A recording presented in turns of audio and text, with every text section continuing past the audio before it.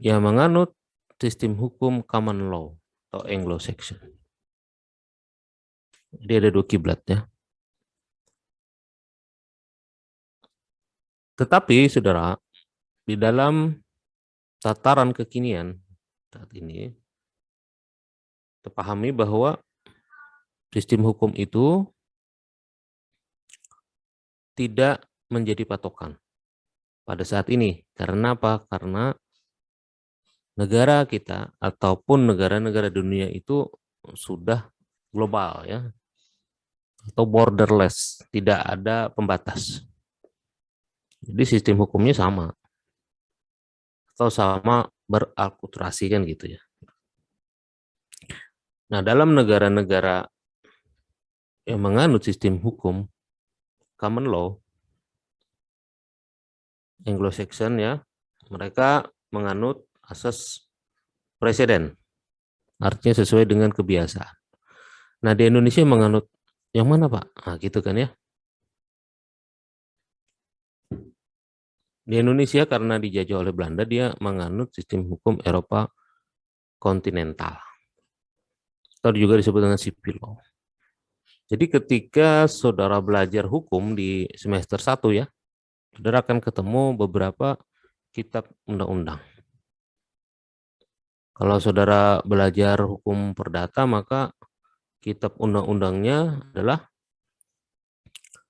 Kitab Undang-Undang Hukum Perdata atau yang dikenal dengan BW, gitu kan? Tertulis semuanya.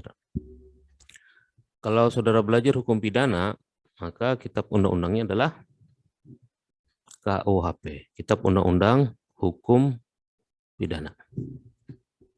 Nah, itu adalah hasil dari adopsi negara Belanda ya. Jadi kalau saudara pahami, dalam KUHP istilah-istilahnya itu kalau bisa dikatakan jadul ya, jadul. Sangat-sangat jadul. Karena memang warisan dari Belanda. Oke, saya akan bicara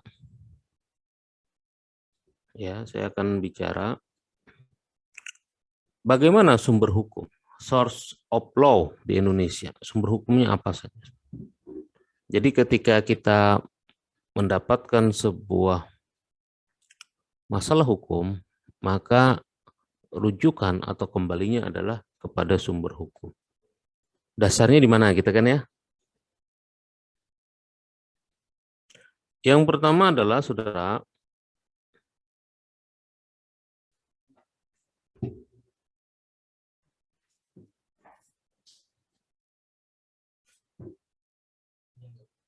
itu adalah undang-undang. Undang-undang. In English disebut juga undang-undang itu the act. Ya. The act itu seperti apa? Action itu kan, tapi dikurangi ION-nya itu dikurangi. Jadi act kayak the act itu undang-undang, saudara. The act number bla bla bla, gitu kan? The act number ya. Jadi undang-undang di Indonesia itu sumbernya adalah undang-undang. Jadi undang-undang itu menjadi rujukan atau referensi, saudara, ketika terjadi masalah-masalah hukum. How about the legal problem? How about the legal issue?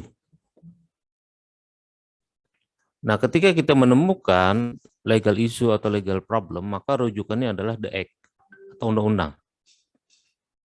Ya. For example, saudara, about narcotic. Do you know narcotic? Narkotik ya.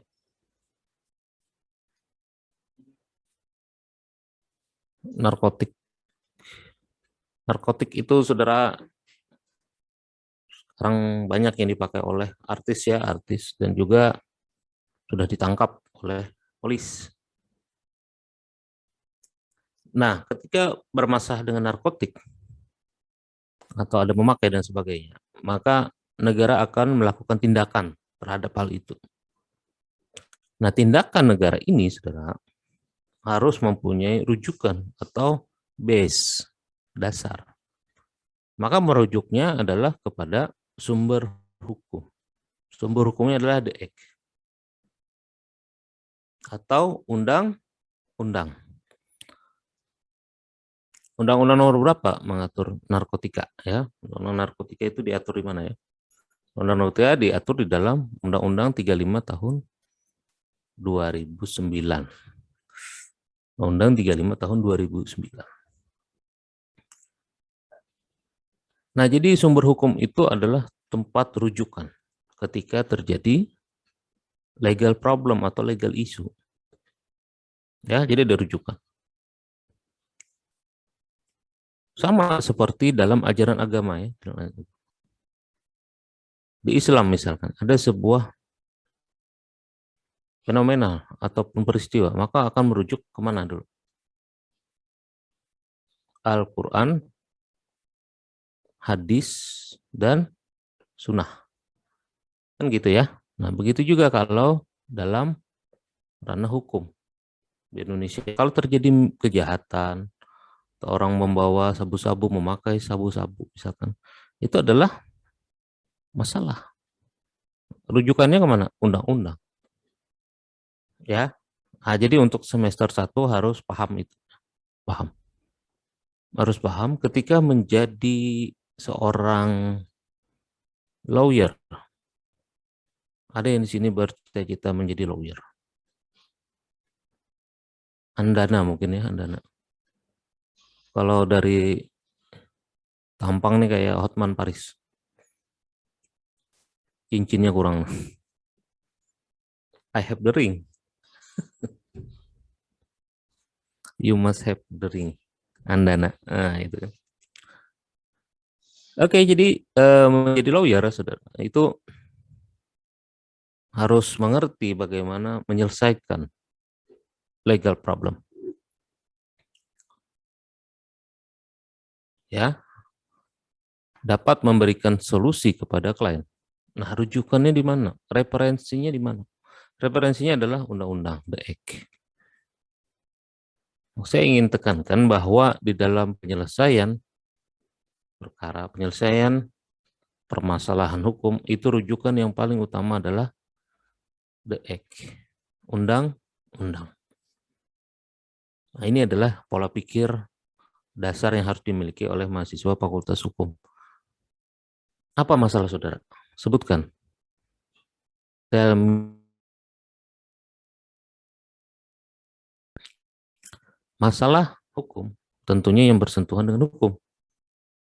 Misalkan, saudara tidak pakai helm ketika ke pasar, tidak pakai helm ketika mau ke kampus, ada razia polisi, ditangkap polisi, saudara kena denda dan sebagainya, saudara. Ya, nah, rujukannya kemana? Kenapa polisi bisa menilang saudara?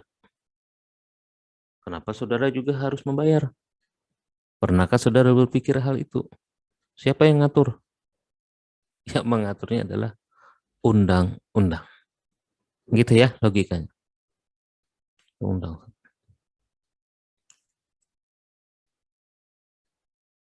Nah, seperti itu yang harus dipahami.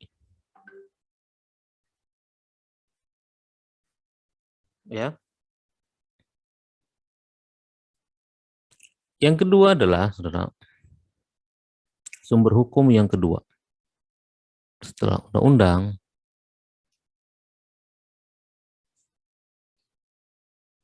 itu ada yang dikenal sebagai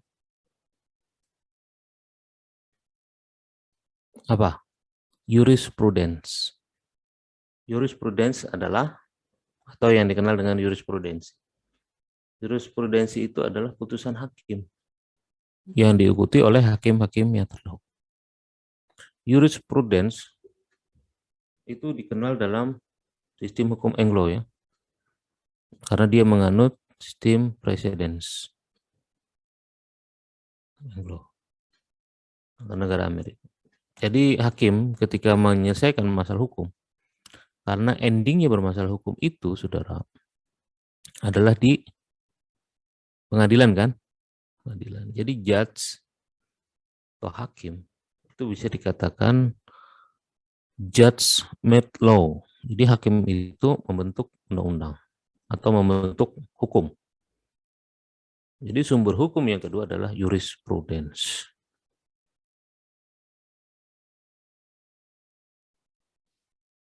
Ya. Yang ketiga adalah traktat.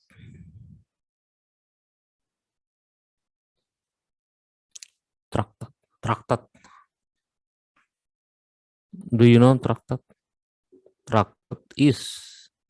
Nah, ini bisa saja dikatakan perjanjian antar negara ya.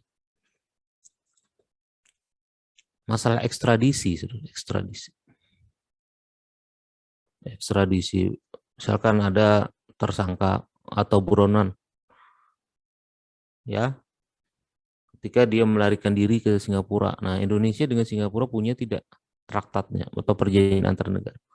Baik itu bilateral dan juga multilateral. Ya, jadi traktat itu adalah perjanjian antar. Nah, the source of law, the last one, yang terakhir adalah, atau yang keempat. Yang keempat adalah doktrin. Do you know doktrin? Doktrin. Apa itu doktrin? Doktrin itu adalah pendapat ya, pendapat ahli hukum. Ya, Aisyah. Pendapat ahli hukum. Jadi ada sebuah permasalahan hukum yang tidak bisa terjawab dalam tataran undang-undang, dalam tataran jurisprudensi, dalam tataran traktat, maka harus ada yang menyelesaikan atau memberikan penafsiran. Dalam agama Islam bisa dikatakan itu jihad, ya kan? Jadi kalau misalkan suatu masalah itu diperlukan penafsiran, ya, nah maka dibolehkan. Makanya doktrin itu saudara sebut juga dengan pendapat atau ajaran. Mengapa Pak diperbolehkan? Itu boleh karena hukum itu sifatnya dinamis, dinamis. Berbeda dalam bidang-bidang eksakta. Dalam bidang eksakta itu pasti 1 tambah 1 2. Kalau dalam dunia hukum banyak elemen, banyak faktor yang mempengaruhi ya. Maka dari itu setiap zaman, setiap waktu selalu terjadi perubahan. Nah, itu ada 4 source of law. Kenapa seperti itu strukturnya? Nah, karena tadi kita dari negara yang menganut sistem sipil law atau Eropa kontinental. Segala sesuatu harus tertulis. Oke, sebagai tambahan, saudara, saya ingin mahasiswa hukum itu tidak hanya mengerti teori ya, saya ingin mahasiswa hukum itu menjadi kaya akan praktek juga. Artinya ada balances, keseimbangan ya. Jadi ketika saudara misalkan belajar teori seperti ini, kadang-kadang teori seperti ini cepat lupa, saudara. Ya. Mohon maaf Pak, saya mohon izin ke toilet. Oh ya, no problem. Ada yang izin ke toilet nggak masalah ya? Tidak perlu izin sudah. Oke, saya lanjutkan. Saudara harus kaya juga dengan praktek ya. Nah, saya sering ya mengajak mahasiswa ke Polda, ke pengadilan, ya, ke kejaksaan untuk melihat langsung bagaimana beracara. Ya, beracara. Karena saya ingin mahasiswa itu pemahamannya tidak hanya sebatas teori, tapi juga dalam tataran atau level praktek. Ya. Jadi nanti saudara saya harapkan Kalau misalkan ada keluarga ya, sebagai praktisi dan sebagainya, coba ikuti gitu loh. Kalau dia ke pengadilan, kalau dia misalkan polisi, ikut aja, minta membantu-bantu kalau dia menyidik dan sebagainya, ya, untuk memperdalam gitu loh. Artinya penerimaan kita terhadap ilmu itu akan lebih membekas ketika ketemu langsung dengan kejadian-kejadian ataupun peristiwa yang kita alami sendiri. Seperti goresan mantan. Do you have the act? Kan seperti itu ya. Jadi kalau misalkan kita menjalani langsung, saudara, atau mengalami langsung sebuah peristiwa dan sebagainya, itu kadang-kala membekas. Ya, membekas. Berbeda atau pengalamannya akan berbeda ketika belajar hukum, ya, belajar hukum dalam tataran normatif atau buku saja. Oke, saudara-saudara, saya tidak berpanjang lebar karena jam 8-9 kurang saya harus menguji proposal skripsi ya. Menguji proposal skripsi. Saya kira saya cukupkan dulu perkuliahan ya. Presensi sudah saya isi, sudah sekalian. Jadi dianggap hadir semua ya. Oke, saya cukupkan ya. Thank you for the kind attention. Dengan mengucapkan alhamdulillahirrahmanirrahim, saya nyatakan kuliah pada hari ini selesai ya. Wassalamualaikum warahmatullahi wabarakatuh. Waalaikumsalam. Terima kasih Pak. Terima kasih banyak Pak. Izin.